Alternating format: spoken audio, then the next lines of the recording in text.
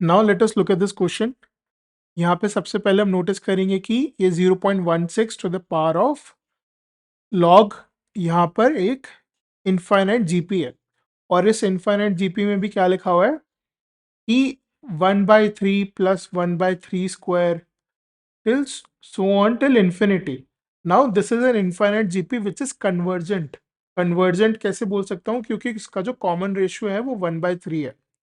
Now इस convergent GP के लिए जो सम का फॉर्मूला होता है वो क्या होता है, a upon 1 minus R, and यहाँ पे a की वैल्यू क्या है 1/3। सिमिलरली r की वैल्यू क्या है, यहाँ पे कॉमन रेशियो क्या है 1/3। सो इसको कैसे लिखूंगा मैं, 1 minus 1/3 which is equal to 2/3, 3 से 3 गया तो 1/2 आ गया, यानी कि जो पूरा जीपी का सम है उसका वैल्यू 1/2 है। तो अब now I can rephrase this question as 0.16 log of 1/2 to the base 2/5 यानी कि 2.5 यानी कि 5/2, इस तरह से मैं लिख सकता हूँ। Now what can we do, now this 0.16 can be written as 16 upon 100, and it can be written as 4 upon 25, or it can be written as 2 upon 5 to the power of 2.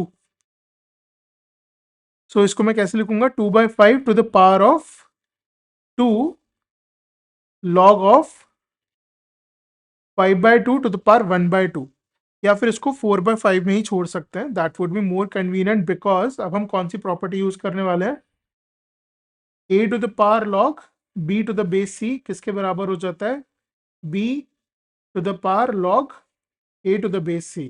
Basically we will exchange these two.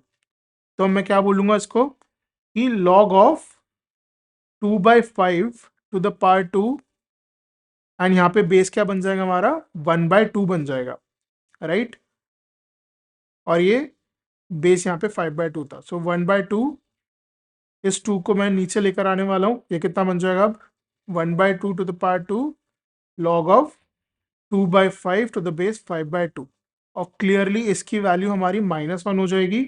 तो this question will now become 1/2 to the power of -2, which means it is 2 to the power of 2, which is equal to 4.